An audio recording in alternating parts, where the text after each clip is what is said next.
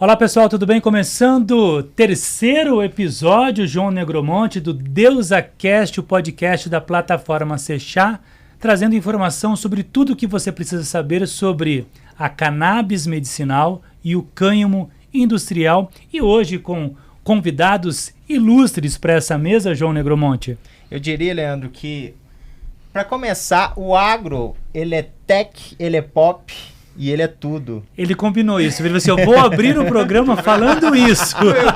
Eu tô achando uma coisa muito esquisita aqui nas falas do João. Eu tô achando muito, tá muito amiguinho meu. Mas alguma isso, coisa acontecendo aí. Isso aí é para apresentar os nossos convidados desse terceiro episódio de hoje, que tem tudo a ver com agro, com mercado, com cânhamo, com cannabis, que é nosso engenheiro agrônomo Lorenzo Rolim, nosso parceiro já, presidente da LAIRA. Para quem não sabe, a LAIRA é a Associação Latino-Americana de Cânhamo Industrial. E temos aqui também o nosso querido amigo Pedro Simão. Muito bem-vindo, Pedro. Pedro, que é CEO da Mil Grows. Ele vai explicar aí ao longo do programa de hoje o que é a Mil Grows para nós. E também consultor de agronegócio. Muito bem-vindo, Pedro. Eu que agradeço o convite, estamos aí. Vamos lá falar sobre cannabis. Perfeito. Aí nesse bate-papo aqui a gente vai... É claro que é uma conversa livre para a gente conversar e explorar esse assunto, mas a gente vai falar sobre a importância da genética no tratamento com a cannabis medicinal e também sobre os desafios do cânhamo no Brasil. Pessoal, muito obrigado aí pela presença de vocês, viu? Temos assunto, né? Muito assunto, por sinal, controverso, polêmico, muita expectativa, principalmente de quem trabalha com pesquisa, de quem é empresário, quem é investidor. Eu acho que a cannabis vai se desenvolvendo cada vez mais aqui no país e assim também os desafios acompanham esse mercado, né, da cannabis medicinal e também do cânhamo industrial. Bom, primeiramente, obrigado, pessoal, pelo convite. Finalmente, né? Achei que não ia participar desse podcast, eu me sinto até lisonjeado. Segundo, queria salientar que você tem uma voz de radialista, hein, Leandro? Sério, que cara? Que isso, cara? Você é pra estar Leandro Maia. Band News FM pra você. Isso já trabalhou em Globo, SBT, Record. Isso tem um know-how que você não tem ideia. Eu tô precisando olhar o currículo, tô precisando olhar. Imagina, pô. Uma brincadeiras à parte. Pô, obrigado. Pessoal, aí pelo convite. É sempre bom falar de cânhamo, sempre bom falar de cannabis, principalmente aqui com parceiros aí que nem vocês. E é isso, né, cara? A gente tá numa luta aí há muitos anos no Brasil para ver o cultivo aqui, né? Fora do contexto só das associações dos pacientes, que já é uma vitória grande, mas uma vitória garantida pelo judiciário, né? A gente sabe que o nosso legislativo, o nosso executivo ainda não compraram a nossa causa da forma que deveriam. Eu até brinquei muitos anos, né? Porque eu plantei mundo afora aí, nunca plantei no Brasil. Eu brincava que eu já tinha desistido do Brasil, né? Que eu larguei de mão. Já plantamos aí, né? No Paraguai, Colômbia, Uruguai. Já trabalhei para empresa de Canadá, de Holanda, e Austrália e aqui nada. Mas eu tô vendo que do ano passado para cá o Brasil deu uma renovada no tema. Guinada, né? Uma guinada um pouco mais forte, muito mais interesse empresarial, muito mais interesse regulatório. Estamos falando com bastante gente que agora entraram os caras que eu acho que podem realmente mudar alguma coisa no Brasil em termos de regulamentação de cultivo, que são as associações não de pacientes, as associações de entidades empresariais do Brasil. Eu estou vendo a BQIF envolvida, que é a Associação de Químicos e Fármacos, a Associação, a ABIA, que é a Associação das Indústrias de Alimentos, está interessada no tema. A gente está vendo aí, a OAB já comprou essa briga há muito tempo, mas, de novo, é quem conseguiu fazer os avanços no Brasil até hoje, né? Cultivo de associativo e individual, através de habeas corpus. Mas o Conselho Federal de Química está fazendo um trabalho muito legal. Até um abraço pro Bira, meu grande amigo. Está fazendo um trabalho muito legal, né? Apesar de ser um conselho federal, né? Não é exatamente uma associação de empresas, mas os caras estão realmente botando material de qualidade, de conteúdo mesmo, de cannabis, a importância de regulamentar. Então, eu acho que quando esses atores começam a se movimentar é quando a gente começa a mudar, que foi assim que aconteceu nos Estados Unidos, foi assim que aconteceu em vários países, E aqui no Brasil a gente sempre teve uma luta de empresas, mas muito disperso. Era cada um meio que lutando pelo seu, indo atrás do seu. Eu já trabalhei em multinacional que estava atuando aqui no Brasil, na época, né, dos canadenses, da Canopy. E, enfim, eu sei que os caras atuavam para fazer lobby, e o lobby nem sempre é pelo bem do setor. O lobby Sim. é pelo bem da empresa. Mas agora eu estou vendo uma coisa mais setorizada. E eu acho que o cultivo passou a ser entendido como fundamental. Sempre foi por nós que estamos envolvidos no meio. Mas agora o público está começando a entender que, não é inofensivo, de certa forma, não é uma coisa que vai causar prejuízo, pelo contrário. De novo, 2, né, pelo contrário, vai trazer muito benefício. E eu acho que realmente as indústrias estão começando a ver, né? Porque se eu sou uma indústria de suplemento ou de alimento, eu vou numa feira lá fora, que os caras vão, proteína vegana, né, whey protein vegano de hemp, azeite de hemp que é vendido igual azeite de oliva, mesma gôndola do supermercado, inclusive, na Europa, nos Estados Unidos, no Canadá, no Paraguai, aqui do lado.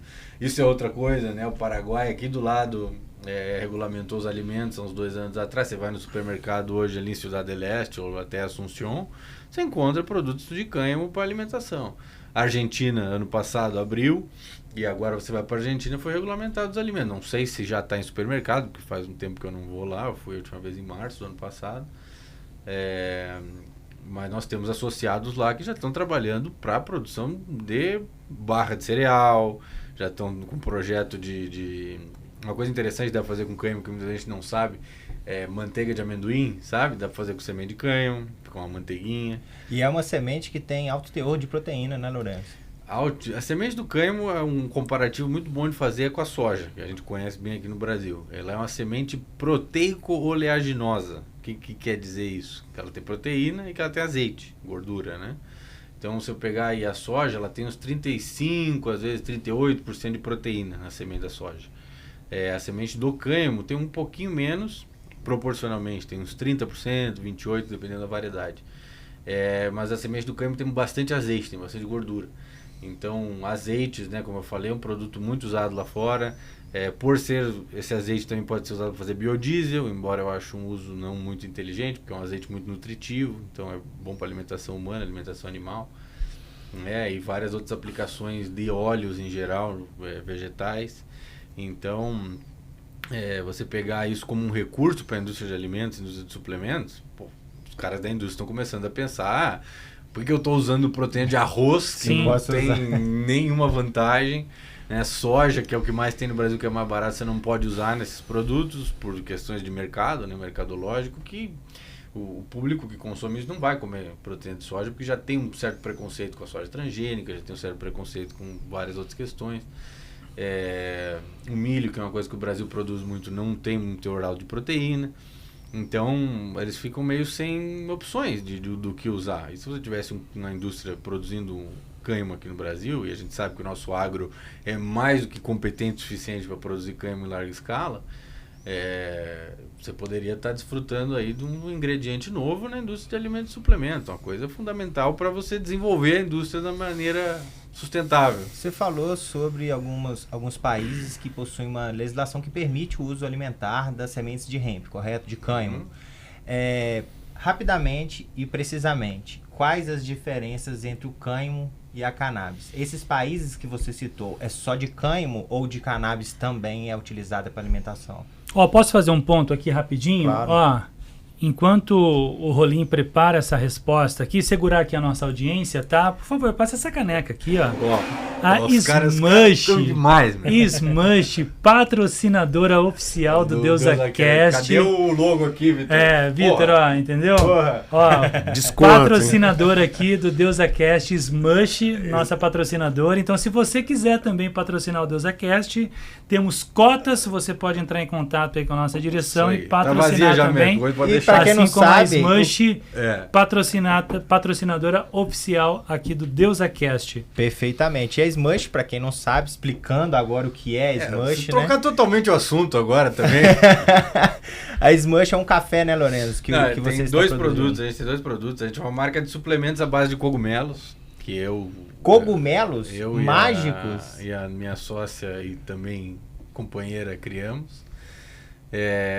E temos um café funcional com cogumelo juba de leão e temos um produto que é um shot de imunidade com cúrcuma, gengibre e limão, com 2 cogumelos que chama Turkey Tail e Chaga, que são cogumelos bem focados para a imunidade. Então, se você está procurando produtos assim, acesse o nosso site, você vai achar muitas coisas. Você vai achar também no portal Sechá links para o nosso site. Exatamente. Então, feito aqui, apresentando aqui o nosso patrocinador. Algum dia meus suplementos também terão cânhamo, graças se Deus quiser. E no próximo episódio teremos produtos da Smush aqui, né? Sim, né? Perfeitamente. E a pergunta que não quer calar, ô Lorenzo, se eu tomar esse café com cogumelo aí, eu vou ficar doidão? Não, ainda não consegui botar esse cogumelo nos meus produtos, espero algum dia isso mude, mas não, no momento a gente usa o cogumelo juba de leão, né? Ele só tem um efeito como se fosse pouca coisa, né? Ele tem um efeito de melhora cognitiva, então você vai ter...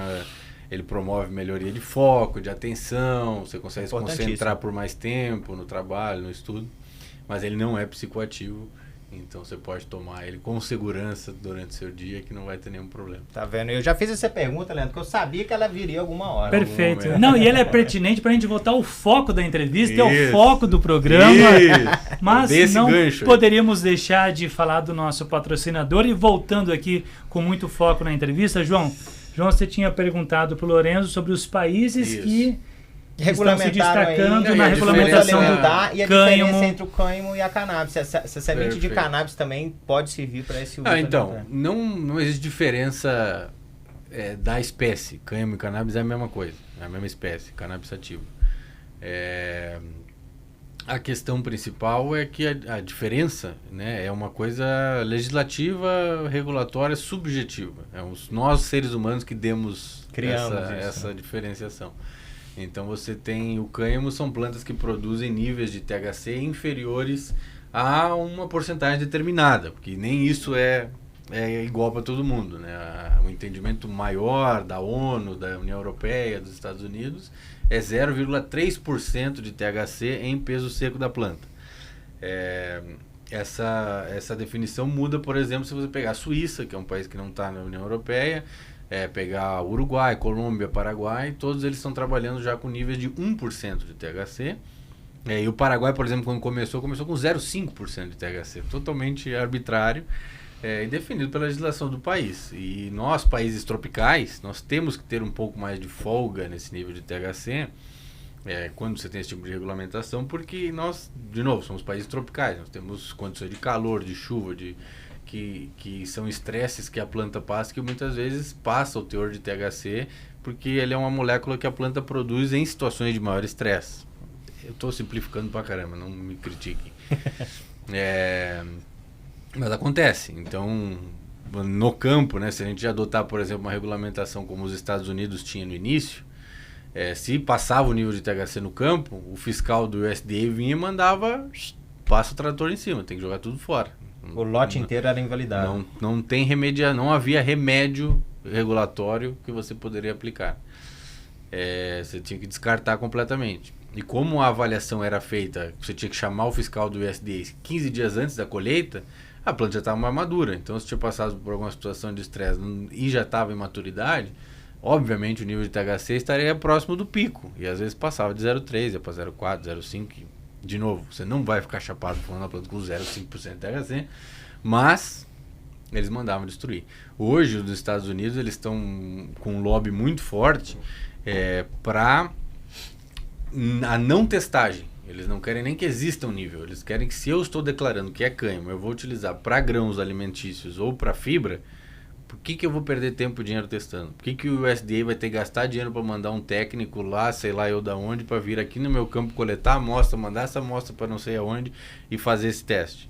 Então eles estão lutando agora pelo test free. Então eles não querem que o cânhamo seja testado, que é uma coisa inteligente, porque realmente muitos países europeus você não testa esse cânhamo, você testa o produto final. Vou vender semente no supermercado como alimento, ele tem que estar abaixo de 0,3 para ser venda livre. Inclusive essa é a definição deles regulatória de venda livre. né? Nos Estados Unidos foi adotado o GRAS, que é um acrônimo em inglês para Generally Recognized as Safe, geralmente reconhecido como seguro, em outras palavras.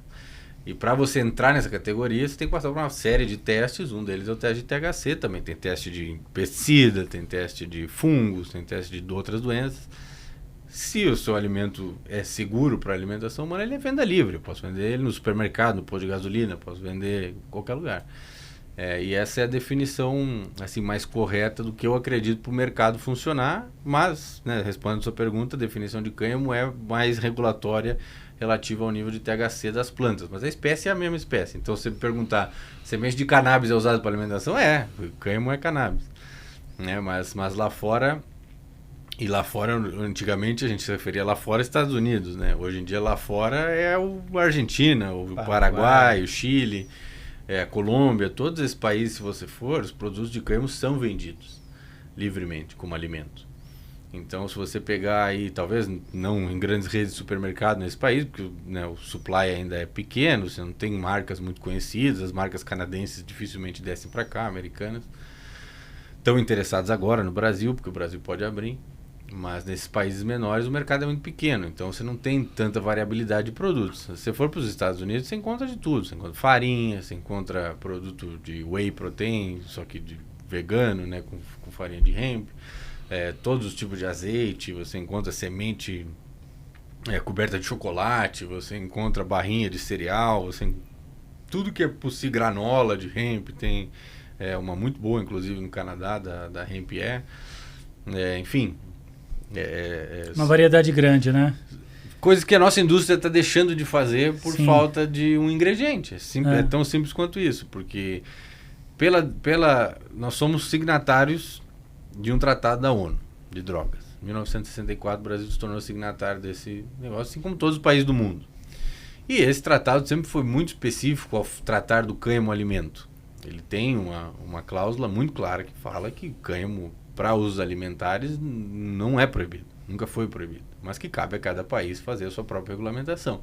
Então, se você pegar a França, o país talvez mais importante da Europa, o segundo depois da Alemanha, a França nunca foi proibido produzir hemp. Desde 1964, eles sempre produziram hemp, antes disso, inclusive, para a indústria de fibra. Eles produziram muito papel. Eles produzem muito papel na Europa com cânhamo. Os papeizinhos de fumar que a gente tem aqui no Brasil, da Smoking, dessas marcas todas, a maioria, pelo menos as maiores marcas, você vai olhar onde é produzida, Mikkel e Mikkel, que é uma produtora de papel espanhola, que produz com fibra de cânhamo francesa. Já conversamos com eles, inclusive, para tentar trazer eles para cá. Eles têm várias unidades aqui na Argentina, principalmente, para a produção de papel de hemp.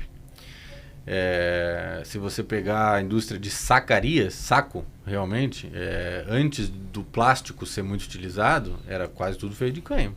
Imagina que toda a seda do Brasil é importada. Toda a seda do Brasil. Ou é da Europa ou é da China, mas não tem fábrica de seda de papel no Brasil, imagina. Papel para cigarro. Que absurdo. Que e nós somos o maior produtor e exportador do mundo de celulose. E dentro dessa pergunta que o João fez para o Rolim sobre a diferença, né? Eu acho que dá para a gente perguntar também para o Pedro. Pedro, dá para explicar a diferença entre uma semente e outra de cannabis? Na verdade... Eu achei difícil identificar, né? Como que explica pra gente aí? O que foi feito na cannabis foi uma seleção, né? Seleção de plantas altas em CBD e baixas em THC por uma exigência da indústria, ou o contrário, né? Que é ela alta em CBD e alta em THC e baixa em CBD. Hoje no mercado a gente já encontra até 1 para 1. A gente tem uma variedade que se chama CBD Skunk Haze, que é 1 para 1 de THC e CBD, e é realmente uma brisa bem interessante, porque a primeira vez que você usa, você sente o efeito psicotrópico do THC, mas ao mesmo tempo o efeito relaxante e modulante, né, do CBD. Então, o que fez essas genéticas altas em um ou em outro canabinoide foi a seleção, né? A seleção, os processos de melhoramento genético, e agora a possibilidade de você fazer até alterações, né, genéticas, utilizada a genômica para multiplicação por meristema e tal. Hoje tem muita tecnologia já sendo aplicada na genética da cannabis, né? As grandes multinacionais já estão bem na frente na questão da genética. E eu queria saber sobre isso. Qual que é a importância desse melhoramento genético no tratamento do paciente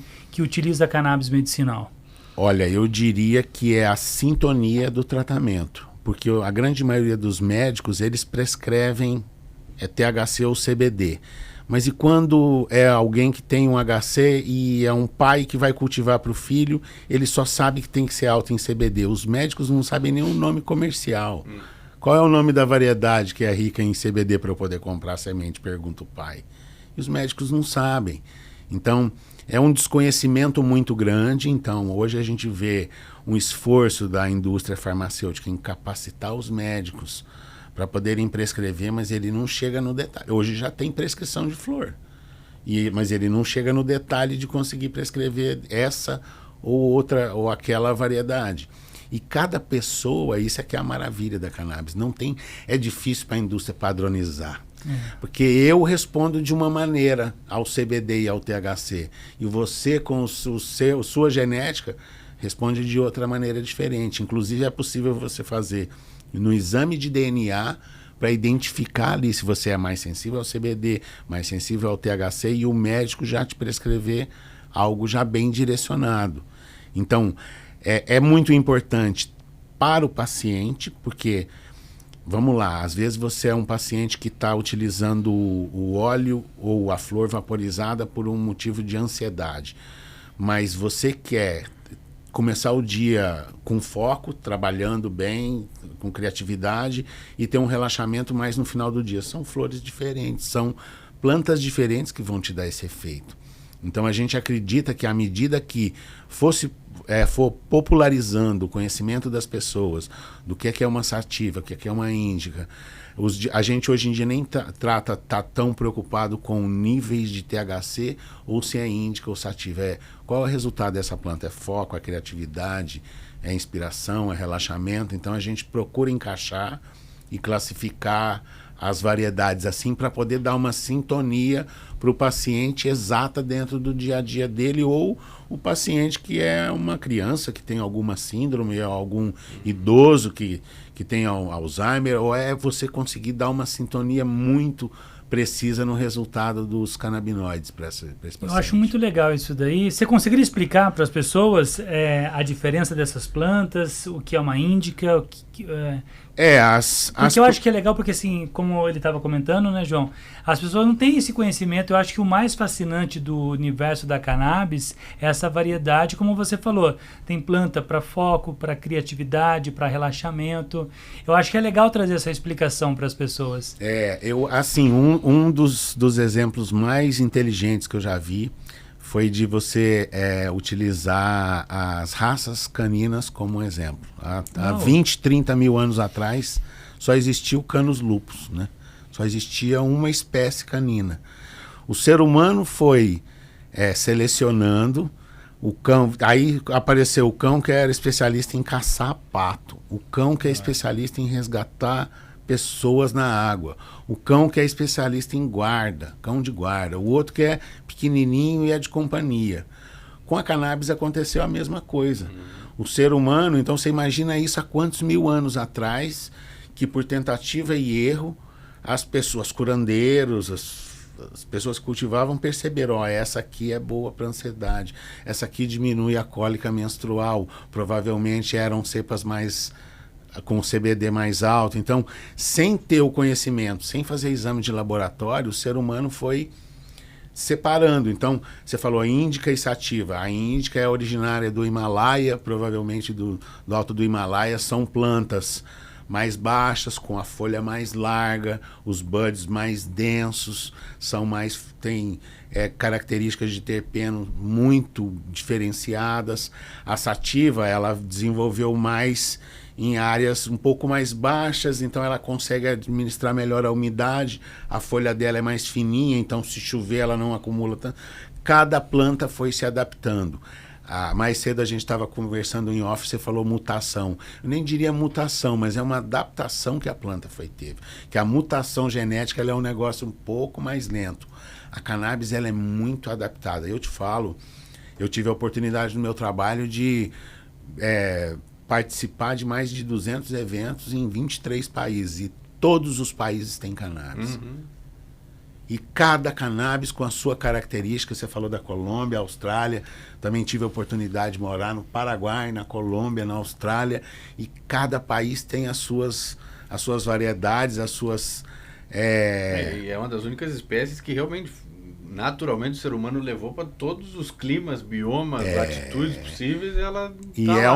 É um dos seres vivos com a maior biodiversidade. Se você fizer uma análise do DNA da cannabis, você vai ver que se ela fosse, por exemplo, uma ave, seria mais de 1000 espécies de aves diferentes, cara. Então é assim, o poder de adaptação, e ela sempre teve junto com o ser humano.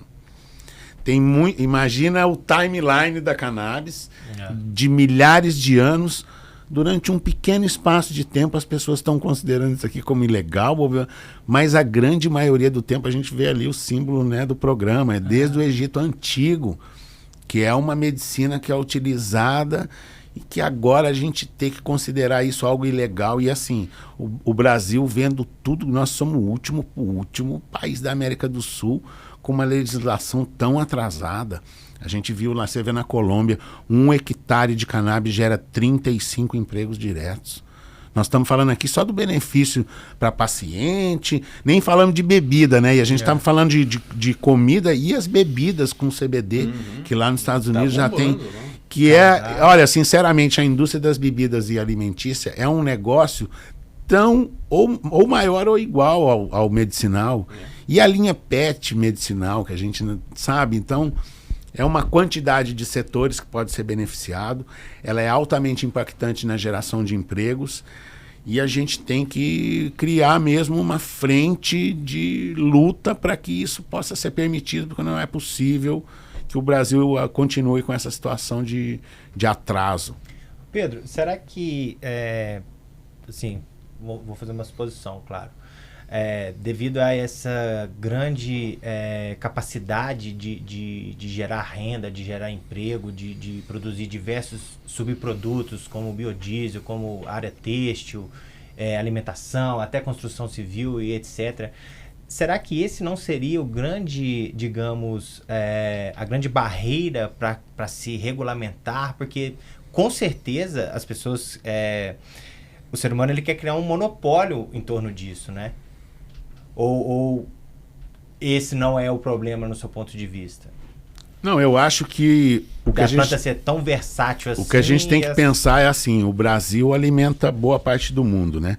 O sucesso que a gente tem no agronegócio, soja, né? Maior exportador de soja, maior exportador de carnes, carne bovina, segundo de suína e frango, suco de laranja, açúcar, café, cara, celulose, todo o potencial que a gente tem, frutas do Vale de São Francisco, todo o potencial que a gente tem para o agronegócio, ele para cannabis vai ser a mesma coisa. Nos Estados Unidos hoje é cultivado, tem mais cannabis que milho. Você já pensou se no Brasil a cannabis for a 10ª cultura mais produzida? Utilizada. Né? Nós estamos falando dos Estados Unidos, é mais que o milho. Imagina aqui se for a 10ª, o impacto que já seria. Sabe, você consegue revigorar a terra utilizando a cannabis, você consegue fazer melhoramento do solo utilizando cannabis. Fitorremediação, né? Então é muita coisa que pode ser feita e que a gente está aí parado, não tem uma regulamentação do Ministério da Agricultura, não tem nada sendo feito, entra governo, sai governo, é o tipo do assunto em que, independente da política, não se faz nada para que o negócio avance. Está engavetado, né? Por que, Rolim? Pergunta de milhões agora que não quer calar. Só voltando na sua pergunta anterior, eu acho que essa versatilidade não é o motivo, porque é o desconhecimento. Muita planta é muito versátil. Quando a planta a gente cultiva a gente trata o cânhamo porque é do nosso interesse, como se ele sendo uma coisa uau, dá pra fazer um monte de coisa. Quantas coisas a gente faz com a soja? Quantas coisas a gente faz com o milho? Quantas coisas a gente faz... Entendeu? Tem muito uso para muita planta. Rolinho, só para complementar aqui, então, pegando essa ideia sua, quando a gente fala que o agronegócio ainda não está utilizando a cannabis medicinal ou cânhamo industrial da forma como eles poderiam ser utilizados, você acha então que na verdade é simplesmente assim, bom, se eu estou plantando soja, estou plantando milho e está dando certo, por que eu vou mudar minha cultura? Ou nada a ver? Não acho que seja isso, porque o produtor rural ele é o cara mais suscetível à mudança. Mas suscetível trazer uma palavra ruim que parece que é do lado negativo. Ele é o cara que mais proponente à mudança. Mais aberto a mudar. Porque o Brasil tem uma bênção que muitos países do mundo não tem, que é de cultivo o ano inteiro. Se eu for para o Canadá, a janela de cultivo de um canadense, de um produtor, é 6 meses. Ele tem 6 meses para o solo descongelar, ele plantar e ele tem que colher antes que comece a nevar de novo. Então não tem entre safra. Não tem entre safra. Tem uma safra, uma oportunidade no ano de você cultivar. No Brasil a gente tem cultivo o ano inteiro. Você está colhendo uma coisa e está plantando outra. No outro dia, inclusive. Às vezes até, se você já acompanhou o mundo agro do Brasil, às vezes está colhendo uma máquina na frente e atrás já tem um trator plantando. É na mesma hora. Eu morei em Mato Grosso, morei ali em Primavera do Leste, em Campo Verde. Você sabe ali, que é uma época de safra. E eu acho que não tem a ver com essa questão de nós já temos um campeão nacional. Olha quanta coisa o Pedro falou que a gente produz no Brasil e que é líder em exportação. Mas tem lei, né? Tem regulamentação. Se não tiver regulamentação, como é que o produtor vai investir, cara? O maior problema que eu acho da cannabis, ele passa muito pelo preconceito que foi criado por essa campanha de difamação, proibição e de difamação de muitos anos. E agora, para você destrinchar esse novelo, é difícil. E aí, o que é a coisa mais sensível para um político? Voto. E aí, se você sabe que no Brasil, o povo é muito desinformado, o nível educacional, em geral, é muito baixo. Muito também religioso. Crença que molda... A moral judaico-cristã é difícil você... E nada contra, nada contra. Não. É que tudo isso ajuda a moldar o pensamento da sociedade. Você pegar essa galera daqui, a gente vive numa bolha. A galera que hoje fala de cannabis no Brasil, parece que é uma galera, é ninguém. É muito pouco. É muito pouco. Então, você pegar um político, assumir essa bandeira, bater no peito, ele vai ter apoio dessa galerinha. E de quem talvez é um pouco fora da bolha, mas que tem um parente que usa uma medicação, que isso, inclusive, está ajudando a mudar bastante. Esse é um dos melhores gatilhos para as pessoas mudarem, ter um parente que está tomando óleo. Eu já vi muita gente que é religiosa, de igreja, não sei o que, era super contra, até meu filho tá com um negócio, precisa tomar óleo. O cara vira a cabeça rapidamente. Então, assim, eu acho que no Brasil nosso problema ainda é muito esse preconceito, desconhecimento. Eu falo às vezes com o pessoal do agro, eles não sabem, não é uma questão de que eles são contra, eles não sabem, não conhecem. Cânhamo dá para plantar assim? Eu não sabia, não tinha ideia. Mas eu acho que foi investido muito dinheiro, muito poder para poder criminalizar, para poder tornar a cannabis algo ruim, assim, né? Então, acho que também vai ter que ser, em contrapartida, investido muito tempo, muito dinheiro e muito poder para poder desmistificar. Sem dúvida. E a pergunta do João, ela é muito interessante, porque a resposta para essa pergunta, ela vai abrir caminhos, né? Então, se a questão é a falta de informação, eu acho que o trabalho de educação e de mostrar para as pessoas, principalmente o que a gente está fazendo aqui, de mostrar, olha, a planta ela tem essa variedade, ela pode ser utilizada de diversas maneiras, eu acho que é o caminho, né, Pedro, para a gente conseguir quebrar essas barreiras para que a gente possa ter no Brasil uma regulamentação e uma plantação de cânhamo, de cannabis, para que possa servir tanto a indústria farmacêutica, como também a produção de tecido, papel, alimentos, enfim. Ao mesmo tempo em que a gente vê um grande nível de desinformação, a gente também percebe uma movimentação de empresários. Por exemplo, já tem empresários do setor de vestuário que já estão visualizando a questão do tecido de cânhamo. Já tem o pessoal que faz chocolate e que já está também vendo as oportunidades para a área de comestíveis. Então, eu diria que tem muito empresário brasileiro querendo investir no setor, mas não sabe nem por onde começar, porque... a que a gente falou é o preconceito, mas eu enxergo o agro talvez como a principal mola propulsora para poder, o que a gente estava falando aqui em off, quebrar o gelo com o cânhamo, para as pessoas verem que aquilo ali não é uma planta do demônio que vai... não, aquilo ali é riqueza. E, gente, a medicina, os remédios dentro de um país é uma questão de segurança nacional. A gente tem que encarar o óleo de cannabis como uma questão de segurança nacional, continuar produzindo isso fora e importando um país em que tudo que você plantar nasce. Você continuar importando a preços caríssimos, exigindo das empresas que queiram produzir aqui, construir uma prisão, porque o que a Anvisa pede é para você construir uma prisão de segurança máxima para plantar cannabis, que tem que ter identificação de digital, você tem que ter circuito 24 horas de câmera. Que eles estão querendo criar? Um estigma de que isso aqui é uma planta que precisa... Quando na realidade a gente sabe que não é, porque tem milhares de hectares que são plantados aqui no Paraguai, que é para abastecer todo o consumo do Brasil. Então, precisa desmistificar.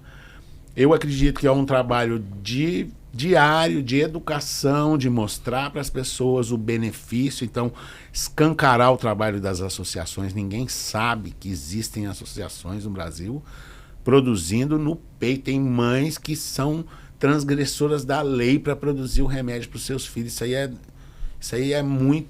a gente tem que reconhecer o esforço dessas mães e batalhar para que o setor cresça, porque é riqueza e geração de renda para o país. E isso que você falou de que tem muita gente querendo fazer negócio, tem uma frase emblemática do Rolim no nosso vídeo da Medical Cannabis Fair, que ele fala que a maior prova de que tem muita gente querendo investir no setor é a quantidade de pessoas que a Medical Cannabis Fair reuniu no ano passado. E você diz isso no VT da feira. Você chegou a assistir? Sim, eu viu? É uma frase emblemática, tá você lá dizendo. Reproduz pra gente o que você fala naquele vídeo. Eu não lembro o ipsis literis, mas assim... eu leio, cara, se você olhar o perfil das pessoas que estavam lá, num salão daquele tamanho, a quantidade de gente que estava lá, quer prova melhor do que isso, que é o interesse? E eu garanto que muita gente ainda só não foi porque era em São Paulo, o cara mora em outro lugar, não podia vir. Mas, cara, o público em geral no Brasil, ele tá chegando num...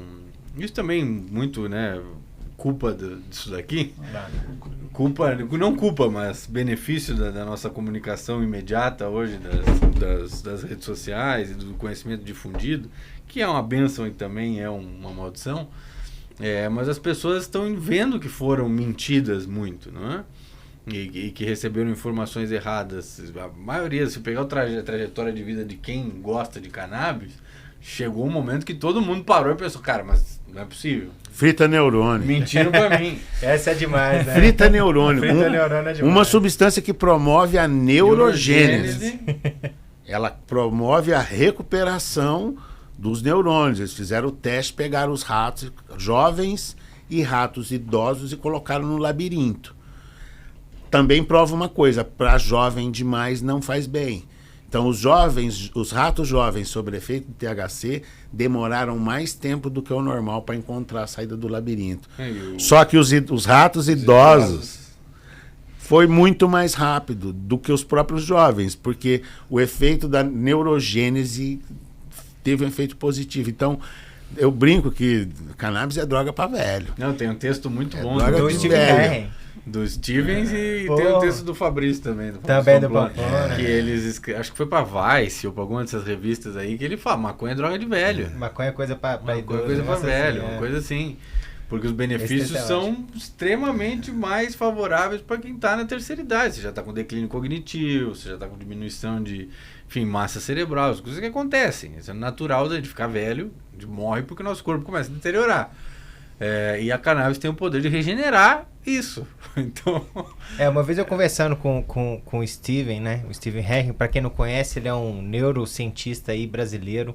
Um cara, assim, muito foda. Ele, inclusive, é responsável... Ele tem uma pesquisa, Leandro, ele criou minicérebros humanos, cara brasileiro. Criou minicérebros humanos para estudar ali as questões neurológicas, né, do ser humano. E a NASA veio até o Brasil e pegou esses minicérebros que ele criou e levou para o espaço para estudar minicérebro no espaço. Você entendeu a importância desse cara? E ele me falou assim, João, o canabidiol, só o canabidiol isolado, ele tem uma propriedade, uma benéfice, que ele existe uma coisa que chama sinapse, que é a ligação entre um neurônio e outro. O CBD protege a sinapse, ele evita que a sinapse se desligue. Então, isso aí que cannabis mata neurônios, isso é um mito. Isso não existe. Inclusive, é o contrário, é o que a gente está falando aqui. Promove a neurogênese, que é a proteção e a recomposição neuronal. Dessa sinapse, exatamente. É o contrário. E eu acho que dando sequência nisso também, ninguém está dizendo aqui que as pessoas devem utilizar de qualquer forma. Procure o seu médico. Né? A gente está dizendo quer fazer um paralelo de uma possibilidade terapêutica. Quer fazer um paralelo toda certeza, bom? Aurim. Um paralelo bom? A gente trata a cannabis como se ela tivesse que dar um benefício pra gente, para ela poder ser regulamentada. Que por muitos anos foi o que os ativistas tentaram provar. Que era demonizado como um negócio que queima neurônios, né?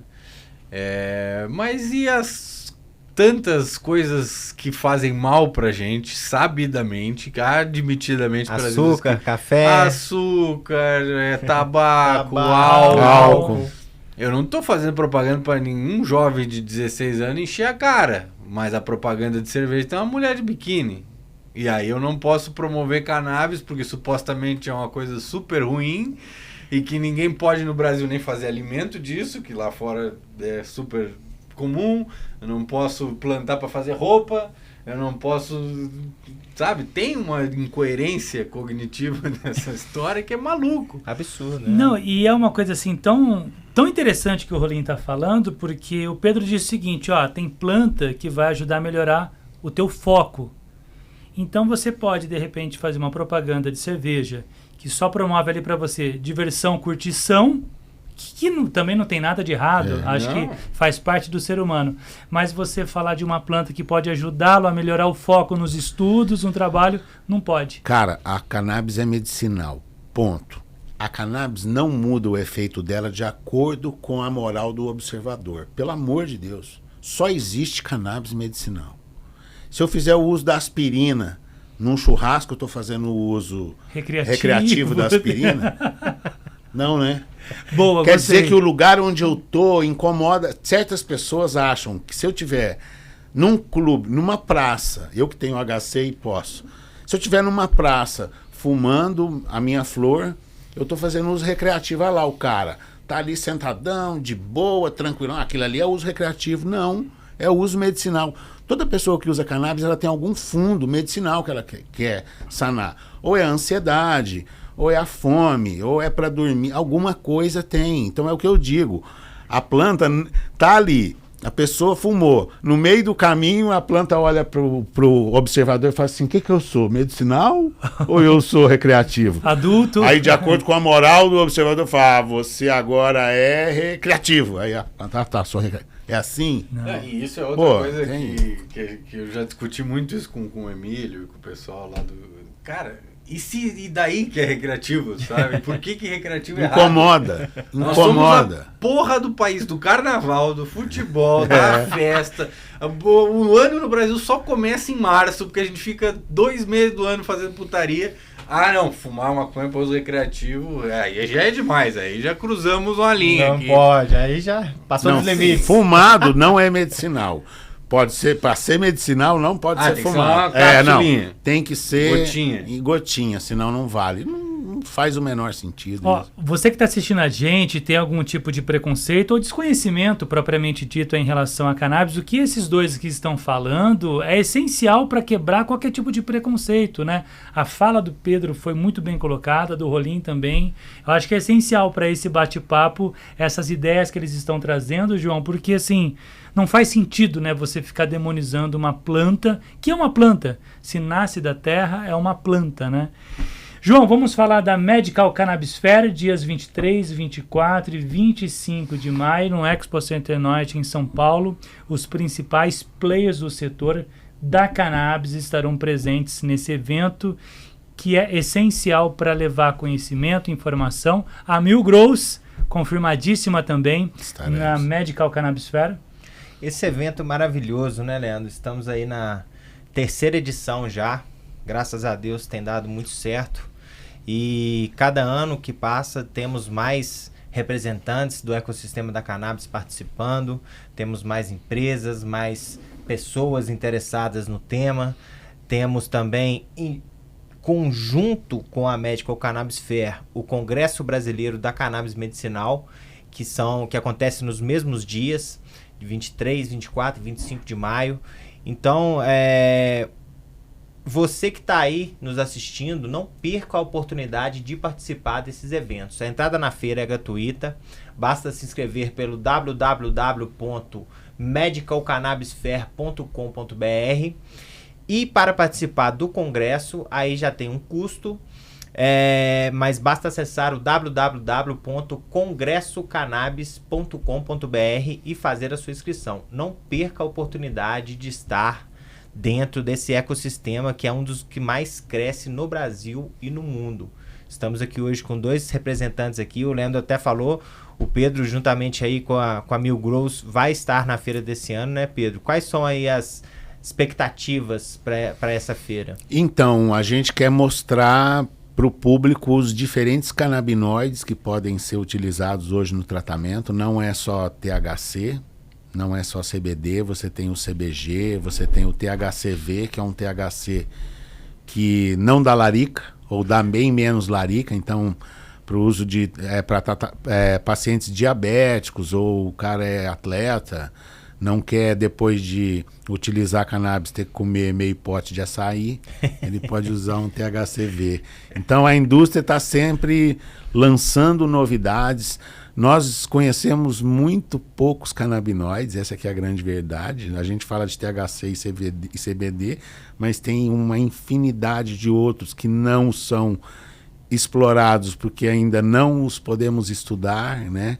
Então eu acredito que é um dos aspectos que o Brasil também tem que abrir, para institutos de pesquisa poderem cultivar, ter suas plantas para fazer esse tipo de análise aí. Importantíssimo. Inclusive o Vitor, que é o nosso, que está aqui nos bastidores, aqui, o nosso técnico, colocou na tela ali para a gente conferir. Esse é o site da feira da Medical. Se puder baixar um pouquinho, Vitor, para a gente rolar a página. Aí tem algumas informações sobre a feira. Números interessantes, hein? Números de pessoas que passaram pela feira o ano passado. Os expositores, foram mais de 80 expositores de todo o mundo. Aqui a gente tem as marcas que vão estar na feira desse ano. Os parceiros de mídia também. Esse ano a novidade que eu achei muito interessante, Leandro, é que teremos também, além das empresas de óleo, empresas de roupas, de sementes, como a Mil Grows, teremos também empresas de logística, de transporte aí dos medicamentos, de sementes, de qualquer subproduto da cannabis. Isso é muito interessante também. E a feira, como está ali, é dividida em setores, então tem ali...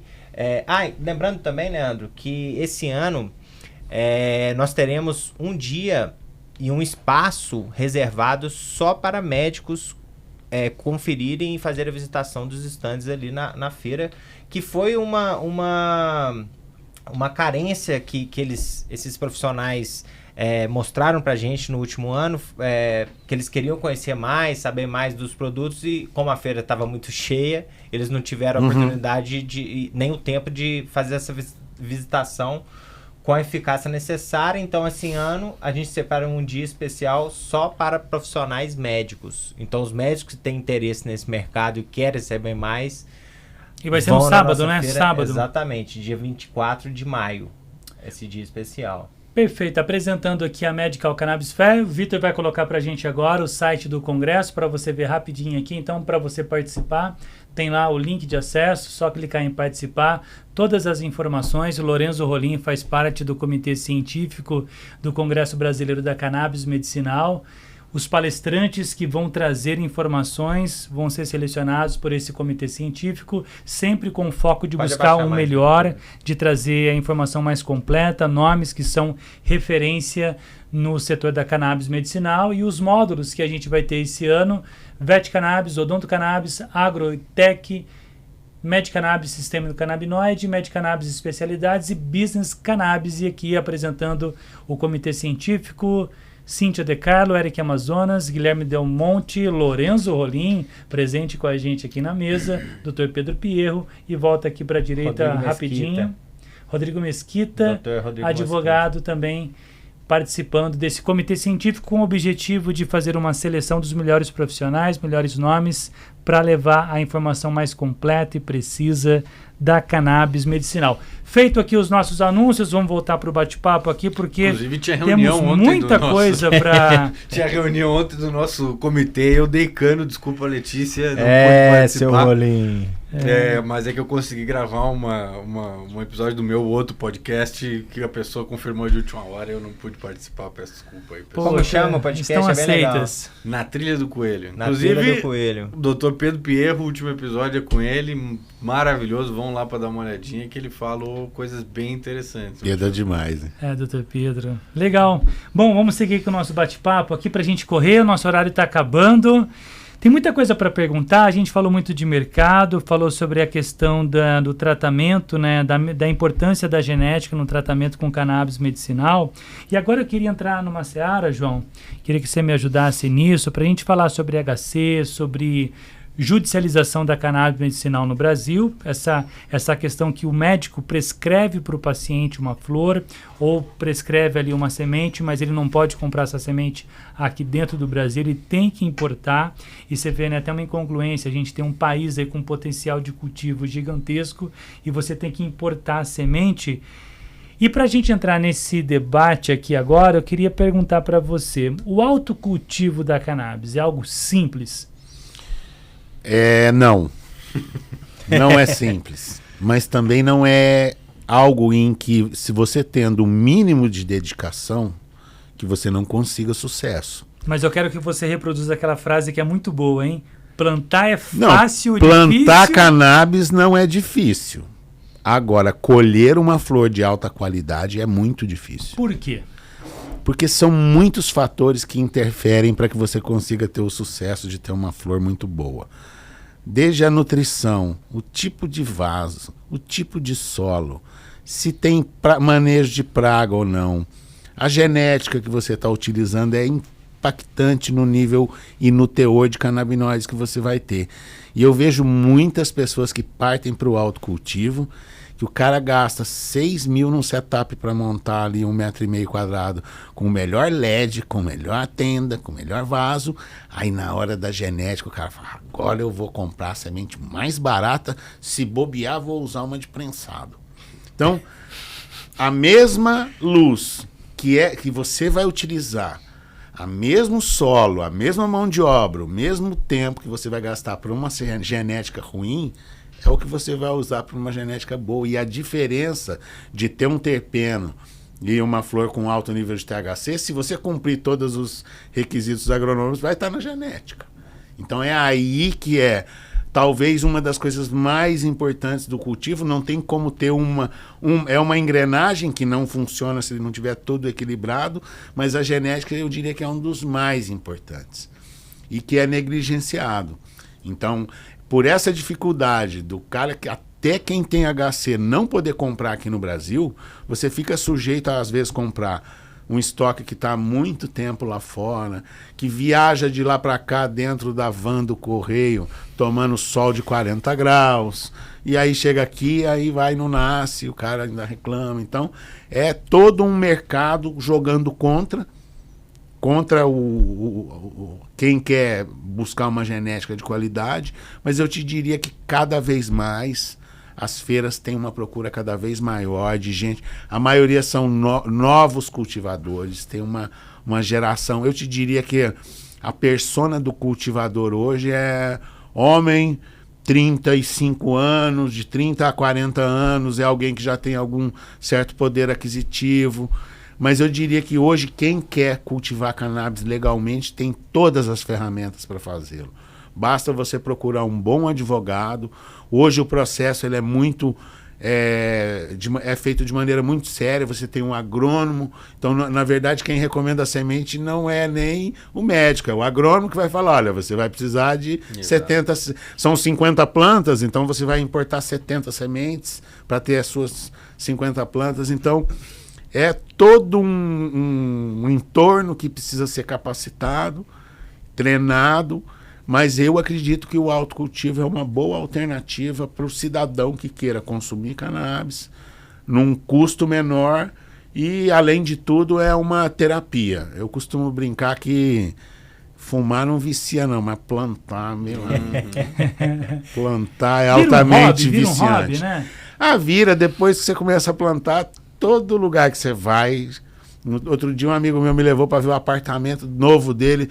Falou, vem cá ver, olha esse quarto. Eu já olho o quarto, eu já falo, pô, nossa, cabem uns pés aqui. Cabe umas 12 plantas. Você sai na rua, olha esse terreno aqui, você olha um terreno, você fala, pô, aqui dá uma estufa. Então, o cultivar te absorve. Para quem gosta, é uma psicoterapia, além de tudo, você cultivar a satisfação que dá de você conseguir transformar uma sementinha em uma flor de alta qualidade para você fumar e você, olha, não contribuir com rede de tráfico, não, é a minha medicina que eu plantei aqui mesmo. Você começa a entender por que a indústria não quer que você produza sua própria medicina, porque sai muito mais barato, é de alta qualidade e você sai da matrix né, que controla o mercado e é a sua independência canábica.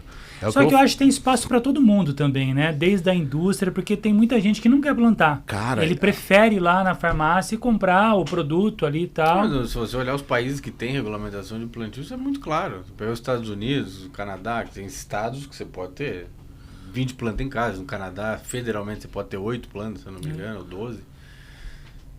Uma coisa não inviabiliza. Muita gente vai na loja e compra. Melhor exemplo que eu te dou é a cerveja. Isso. Eu gosto de cerveja, eu tenho que ter o direito de ir no bar e comprar. Então vamos lá, na cannabis. Eu tenho que ter o direito de ir na farmácia ou no coffee shop e comprar. Aí você fala, não, mas eu gosto muito de cerveja, eu quero fazer cerveja. Também você não pode? Pode. Comprar o malte e fazer?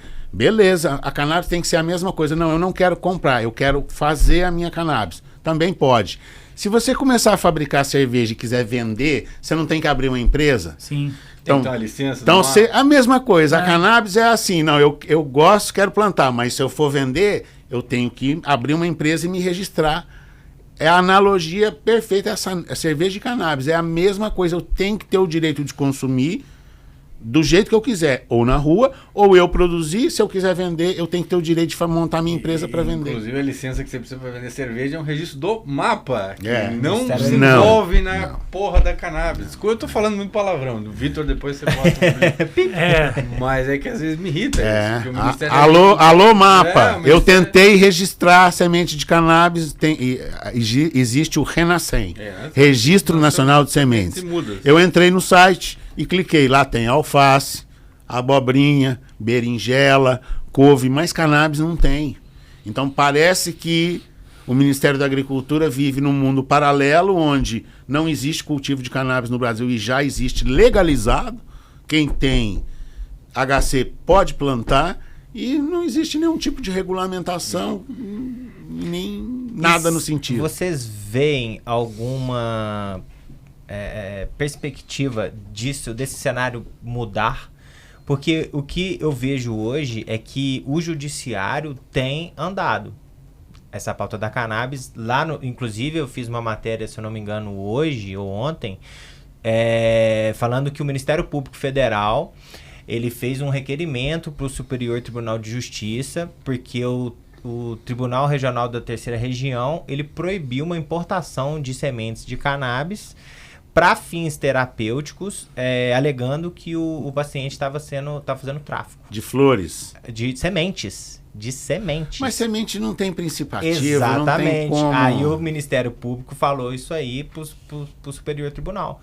Falou, usa de jurisprudência lá no terceiro tribunal, porque eles estão pecando. Estão falando que não pode semente. E semente não tem o princípio ativo, nem nenhum canabinoide, correto? Isso é interessante até para a indústria de alimentos, assim, porque... Entendeu? E vocês veem algum tipo de perspectiva de mudança desse cenário? Do legislativo realmente legislar sobre essa pauta? Quantos anos você tem, João?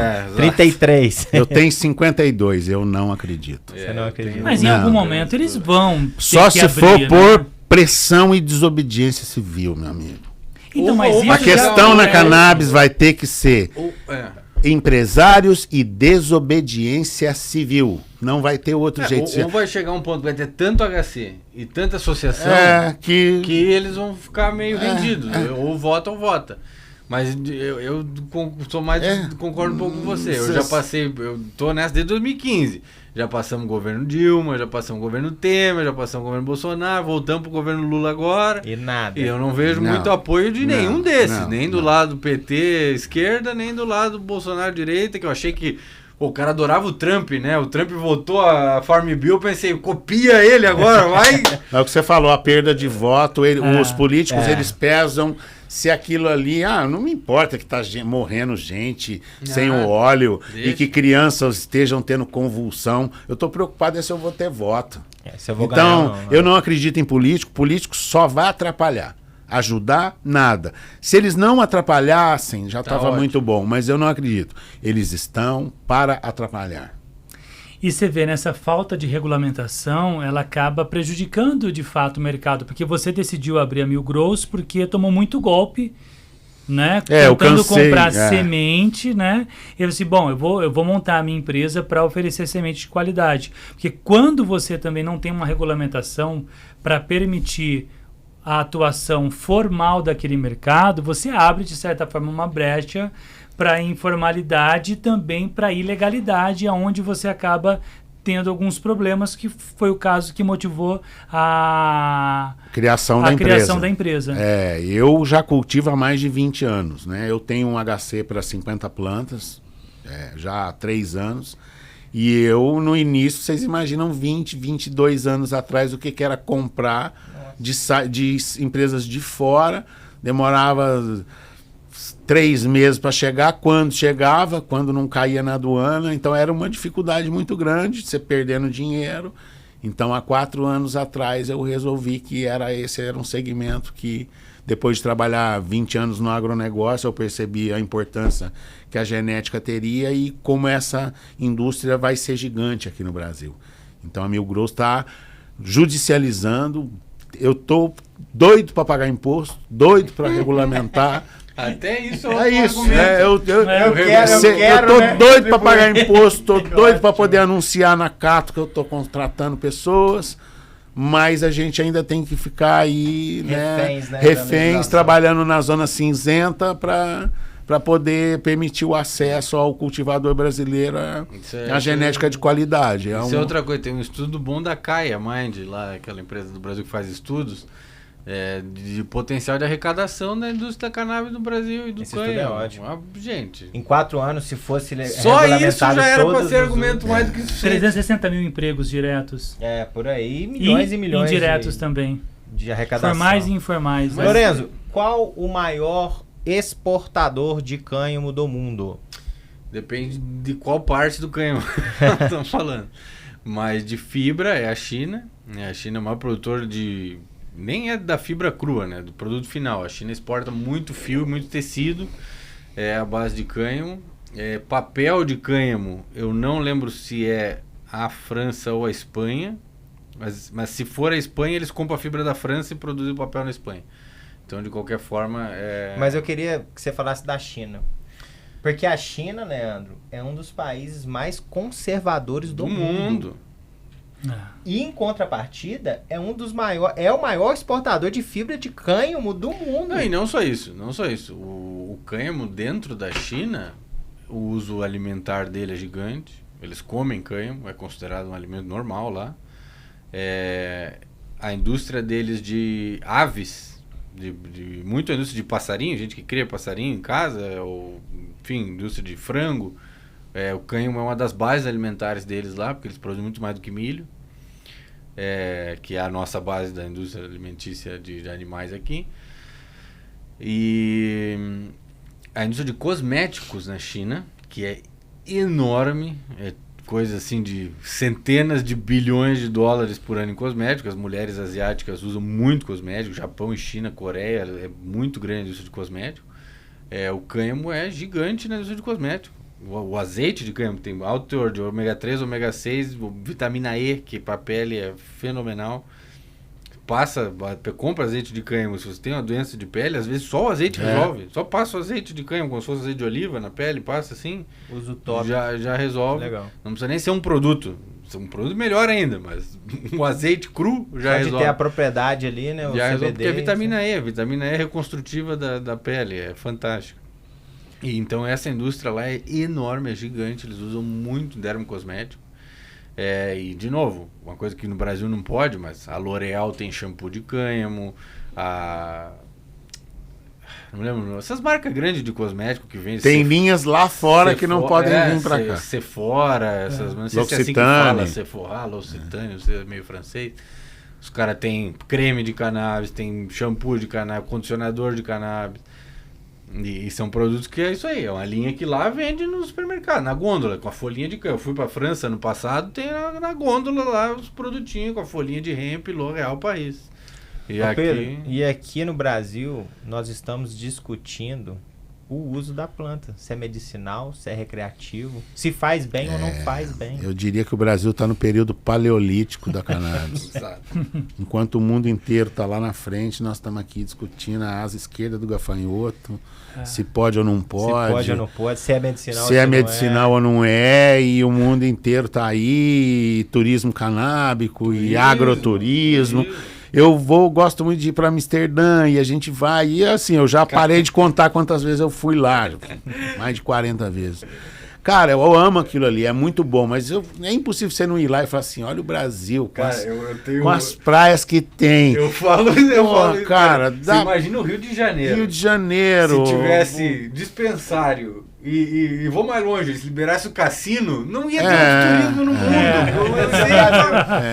Adeus Las Vegas. Com cannabis boa. Adeus Las Vegas. Cannabis boa, bom preço, né? É um potencial, mas é muito difícil. Né? Mas é uma questão cultural que a gente está falando, né? Você vê, por mais que a China seja um país fechado, conservador e tal, assim, enfim, a questão, né, da forma como é o regime na China, aquela ditadura toda e tal, é muito uma questão cultural. Por exemplo, hoje, dentro do seu negócio, que você disse que você está, tô muito afim de pagar imposto, ou seja, você quer que a tua empresa possa atuar legalmente. Porta para rua, né? Para que o paciente possa entrar ali tranquilamente. Para quem está pegando essa conversa aqui não entende muito bem daquilo que a gente está falando, por exemplo, na sua empresa hoje, qual que é o caminho para alguém conseguir comprar com a Mil Growth? O que é necessário? Como que você consegue atuar com essa quantidade de barreiras? A gente tem um site, eu tenho um disclaimer onde a pessoa tem que declarar que é maior de 21 para poder entrar. Eu recomendo que a pessoa procure o seu médico e faça uma prescrição e entre com o seu processo de HC. E aí é uma compra normal, através do site, e a gente faz um jeito da semente chegar na mão do cliente. Não, perfeito. Assim, não é só para entender. Então, assim, um paciente, para conseguir comprar uma semente da Mil Growth ou qualquer outra empresa que venda aí semente, precisa ter necessariamente um HC.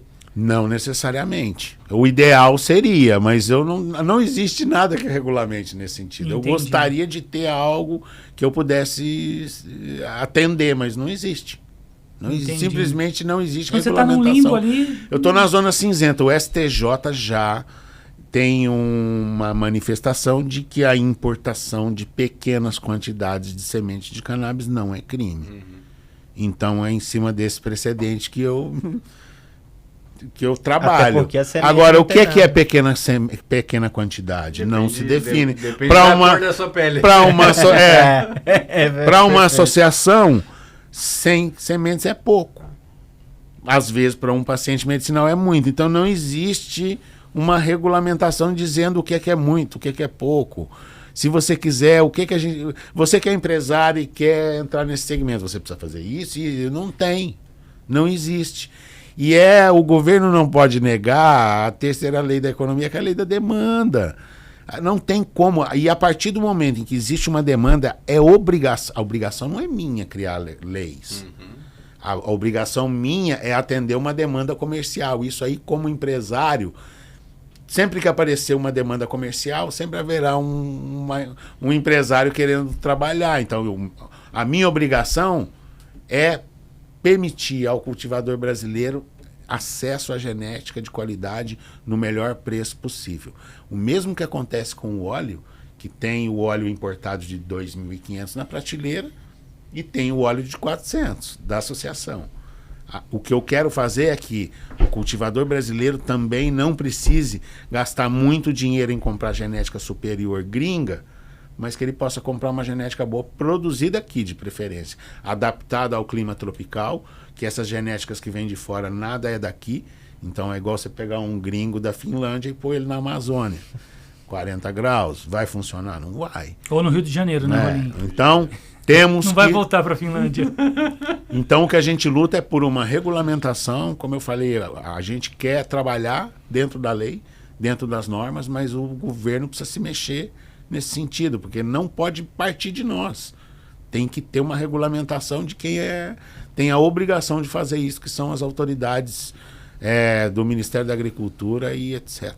E você vê que é importante isso, né, João? Porque eu perguntei isso justamente porque mostra que o empresário, no caso você, quer trabalhar da maneira correta, seguindo uma legislação, respeitando as regras, fazendo todo o procedimento, e você hoje, então, nesse mercado que tem uma demanda crescente, você não tem esse respaldo da legislação brasileira. Não, eu tenho que ter um corpo jurídico, eu tenho que investir em um corpo de advogados para estar trabalhando sempre com a preocupação de estar com mandato de segurança, ou como eu estou querendo vender para universidades ou para quem tem HC, de ter que judicializar essa questão pela inércia do Estado.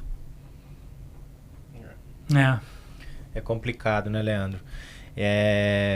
Mas eu acho que, como foi falado mais cedo aqui, eu acho que se houver muitos HCs, muita pressão popular, associações, cada vez mais associações cultivando e fazendo a desobediência civil, eu acho que o legislativo chega um momento em que não tem...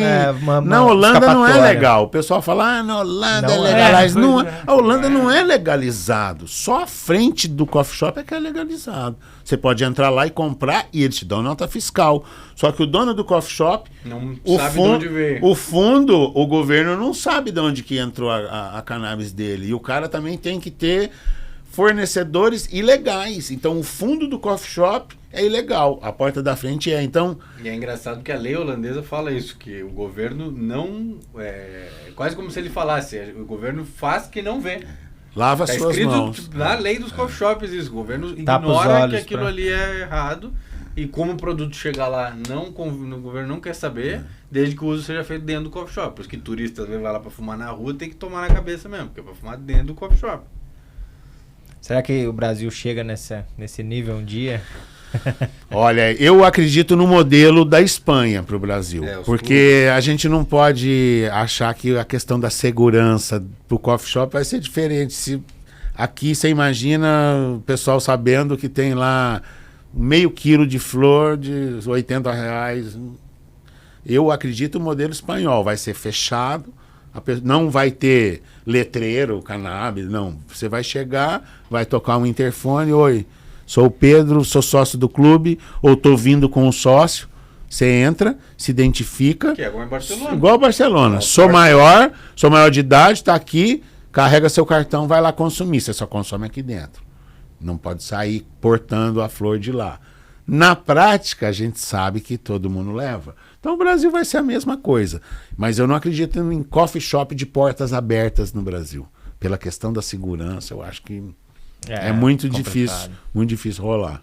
Tocar num assunto um pouco mais assim polêmico, né? Por exemplo, o Brasil, um dos grandes impedimentos para a popularização, vamos dizer assim, da cannabis e para que as pessoas possam consumir a flor e tal, é a questão do tráfico de drogas, né? Essa legalização desse mercado combate o tráfico, fortalece o tráfico.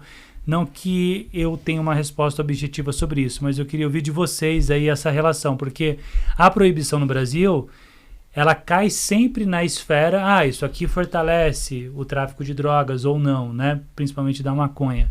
No ponto de vista de vocês, você acha que uma legalização do plantio, da questão das sementes, enfim, desse mercado que a gente está falando, você acha que isso, de certa forma, fortalece ou enfraquece o tráfico de drogas? Que é uma barreira também para isso. Enfraquece totalmente. Você obriga o tráfico a ir para o mercado legal, que talvez vai, talvez não vai, não dá para prever também nos Estados Unidos e no Canadá o mercado legal se manteve porque a regulamentação foi meio errada em alguns aspectos, então foi sobretaxado do ponto de vista de consumidor, né? Do ponto de vista do governo tá ótimo, mas você vai comprar um baseado no Canadá, um baseadinho é $12. Isso também, no Brasil, essa realidade não funcionaria jamais. Só aqui na Faria Lima ia ter fila. Aí ia ter fila. Se você tirasse dessa realidade daqui, ninguém ia comprar nada. E aí o que aconteceu nesses países? Esse país, é um país rico. Mas a galera também não vai gastar $12 nisso, sabendo que o cara que já comprava do traficante dele vai continuar comprando. O traficante dele vai vender ainda mais barato para roubar o mercado. Concorrer com o mercado, né? Exato. Mas em geral enfraquece o tráfico, isso está mais do que comprovado em N vários países que partiram para a legalização, eles observaram uma diminuição da violência relacionada ao tráfico, na letalidade das ações relacionadas ao tráfico. Que é um dado muito louco, na Califórnia, era onde mais entrava cannabis nos Estados Unidos através da fronteira com o México. E desde a legalização real da Califórnia, que antes tinha os cartõezinhos e tal, mas depois legalizou full, né? Agora o tráfico é no sentido reverso. A cannabis sai da Califórnia pro México. Maluco, virou a direção do tráfico na fronteira, porque justamente agora se produz muito melhor. Pro cartel mexicano, você produzir no deserto no México ou produzir no deserto na Califórnia, melhor produzir na Califórnia. Lá, pelo menos, se eu for pego, nem crime grave. Se eu for pego no México, pode dar ruim. Então, até pro tráfico, foi melhor ir pro lugar legalizado. Mas, em geral, é isso que ele falou. A maioria dos países viu redução de violência. Pro Uruguai, aqui do lado, redução de violência, redução de crime. Redução do poder aquisitivo do tráfico, que vem... O dinheiro do tráfico vem do dinheiro do tráfico, da venda de droga. Tirar uma fonte de renda, ele perde força. Mas sabe o que eu acho? Se legalizasse todos os usos da maconha hoje no Brasil, amanhã o tráfico ele vai buscar outra alternativa. Outra substância, outra droga. Acabar o tráfico não vai. Não, sim, assim, mas o que a gente está querendo dizer é que... Pode enfraquecer. Não, é que tipo assim, as pessoas falam assim, não vamos liberar o plantio porque isso vai fortalecer a boca de fumo. A gente está falando, tipo assim, realmente da cannabis, né? Que assim, que hoje a pessoa tem que ir até um traficante numa situação para comprar. Mas o que é a grande fonte de renda do tráfico no Brasil hoje? O Brasil é um país de passagem para venda de cocaína para a Europa e Estados Unidos. Exatamente. O dinheiro grosso do tráfico tá nisso. Na cocaína. Não, e não em quantidade de... O Lorenzo foi ali e comprou 20 gramas de maconha. Isso aí pro tráfico não é nada. O dinheiro do cara tá nos 400 caminhões que passam por dia na fronteira com o Paraguai para despejar no Porto de Santos para mandar container para Bélgica de cocaína, que multiplica por 400 o lucro do cara. Exatamente. Então, assim, falar que cannabis é uma coisa forte pro tráfico... O autocultivo só pode enfraquecer o tráfico. Se eu planto para mim, eu não vou precisar mais comprar. O autocultivo 100%. Sim. O autocultivo. Não existe uma só solução. É o autocultivo, é o coffee shop, é o clube canábico, é a farmácia. É um conjunto de coisas juntas que vão diminuir isso. Mas vamos lá. Na Califórnia, que foi o primeiro estado que legalizou, hoje ainda quase a metade do comércio ainda é mercado negro. Não, e essa conversa... Então você fazendo algo já é difícil e metade ainda está no mercado negro. Imagina se você não fizer nada. Exato. Não, e essa conversa ela é muito boa para desmistificar, porque o que o Rolim traz é essencial. Olha, quem acha que a maconha, que é o grande faturamento do tráfico de drogas, está enganado, né? E uma última pergunta aqui para vocês, para a gente desmistificar essa questão. É uma ideia que ecoa na sociedade, tá? A maconha é a porta de entrada para todas as drogas? Nunca foi, nunca vai ser. Se fosse válida essa teoria das escadinhas, eu acho que seria o leite materno, que começa no leite materno. Que tem muito canabinoide, aí depois vai para o refrigerante. Do refrigerante vai pro Gatorade, do Gatorade vai pra cerveja. Então, criança que não mama não ia fumar maconha. Exato. Essa é genial. Essa é maravilhosa. Não é? Da escadinha? Essa escadinha começou na maconha? Não, deve ter vindo de alguma outra bebida. Então vamos cortar lá na fonte, que aí você resolve o problema das drogas. A correlação estatística, com certeza. Não é? Não mamou, não vai fumar maconha. Não, e assim, e é sensacional porque o leite materno tem muito canabinoide. Canabinoide. Né? As pessoas não sabem que elas produzem cannabis dentro de si mesma. Como é que você vai explicar para um cego de nascença o que é o amarelo, meu amigo? O cara não sabe nem o que se passa dentro do corpo dele e quer dar palpite moral e espiritual e religioso em cima de uma planta que está aqui na face da Terra há milhões de anos. Isso é de uma audácia existencial, assim, não tem tamanho. Quebrando o tabu, vai, João, manda mais uma aí pra gente encerrar. Quebrando o tabu, tem que ser só pra quebrar tabu. Pra quebrar tabus? Deixa eu ver aqui uma boa aqui. Bom, a gente já falou que cannabis não queima neurônio. Falamos também aí sobre essa porta de entrada para outras drogas. É para tudo e para todos? Vai nessa. É para tudo e para todos. Essa é boa. Essa é boa. Cannabis serve para tudo e para todos ou não? Cara, isso é uma coisa que eu briguei muito no início, quando comecei a mexer com cannabis, que eu brigava e que eu continuo achando até hoje. Cannabis não é mágica. A gente tem essa É bom visão. Para careca, bom para cego.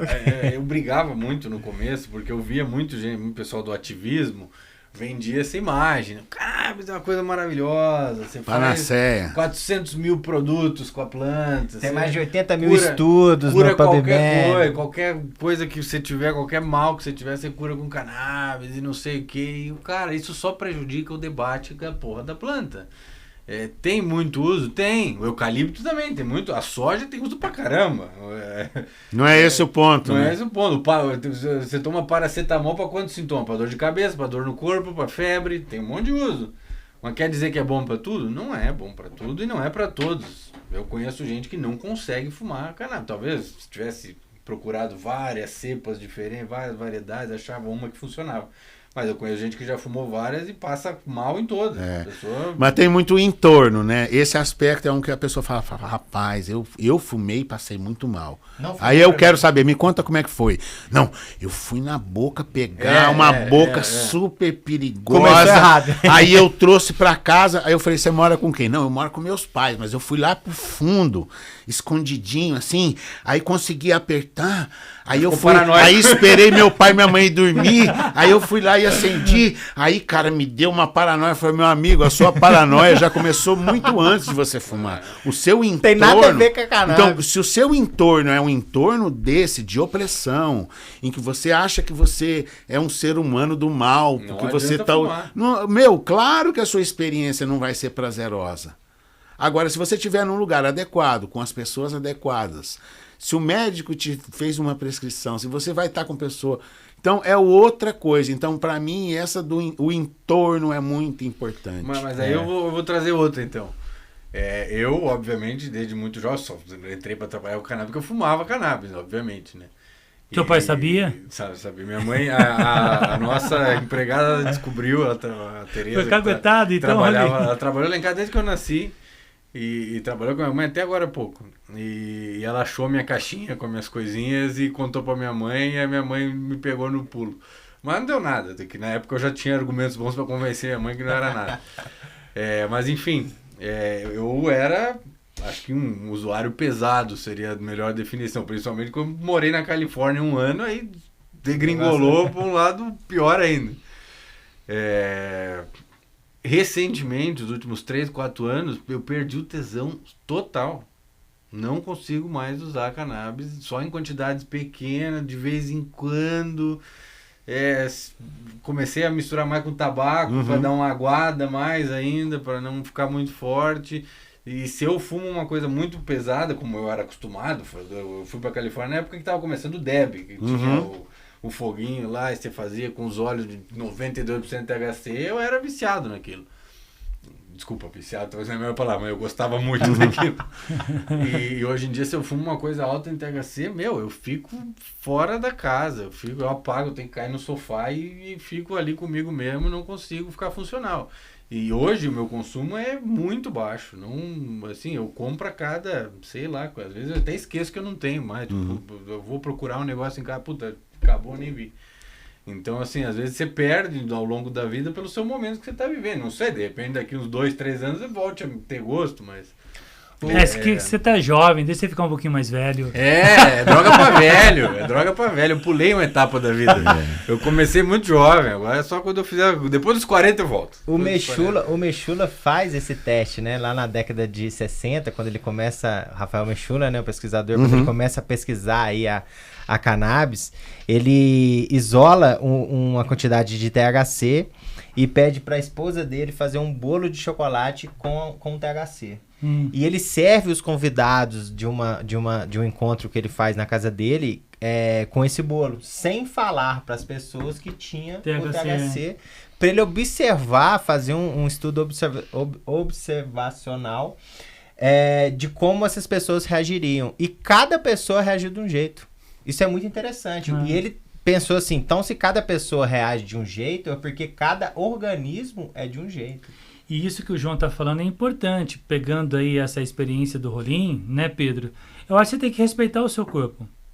A substância que você está colocando, a quantidade, né? Porque assim, não é para tudo e não é para todos, é para quem precisa, é para tratar alguma necessidade, né? Então, se o seu corpo não tem uma necessidade do canabinoide X, do Y, a quantidade, a dosagem, eu acho que é muito importante, né, João, nessa questão. Exatamente. Então, essa que é a ideia que a gente está trazendo aqui.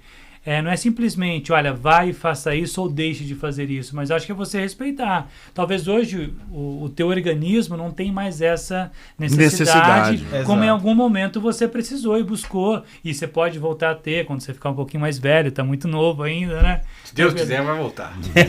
mas eu acho que é isso, né, Pedro? Acho que você pode encerrar falando sobre essa questão. Acho que tem que respeitar também, como o João colocou muito bem nesse exemplo aqui do Mechula, respeitar aquilo que o seu organismo necessita, né? Ou não necessita. Eu acho que a cannabis, além de tudo, é um autoconhecimento. Você vai aprendendo quais são os seus limites, quais são suas necessidades. A grande busca é você aprender sobre si mesmo.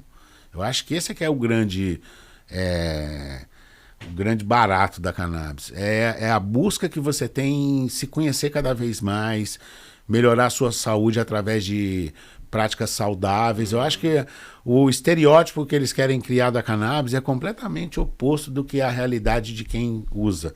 Por isso que a gente vê muita gente ativista por isso, que é a busca do autoconhecimento e a busca do equilíbrio e da saúde e do bem-estar. Mas também é ciência, nós precisamos equilibrar o nosso sistema endocannabinoide. É ele que é o responsável por várias funções cognitivas do nosso sistema fisiológico, e se ele não estiver equilibrado, nada vai estar funcionando bem. Perfeito. Mais alguma colocação, João Negromonte? Para mim hoje é isso, foi muito legal. Eu gostaria, antes de mais nada, agradecer aos nossos convidados aqui pela disponibilidade, pela paciência, pelas explicações e todo o conhecimento adquirido também aqui hoje, que eu acho assim, eu pelo menos, Leandro, eu nunca estou satisfeito com informação. Eu sempre quero mais informações e nesse meio da cannabis aí sempre tem novidades. Então é muito bom para mim poder entrevistar pessoas desse gabarito aqui, desses dois aqui. Muito obrigado, Pedro. Muito obrigado, Rolim. Um tanto quanto lisonjeado hoje? Um tanto quanto lisonjeado. Mas é isso. Obrigado aí pela presença de vocês, pelas explicações. E o público que está nos acompanhando aí, por favor, compartilhe esse podcast, manda para sua família, para seus amigos, ajuda a gente a disseminar essa informação, é muito importante, porque a gente só quebra preconceitos e paradigmas, Leandro Maia, através da informação. Exato, estamos aqui para informar você sobre tudo o que acontece no mundo da cannabis medicinal e do cânhamo industrial. Até o próximo DeusaCast. Valeu!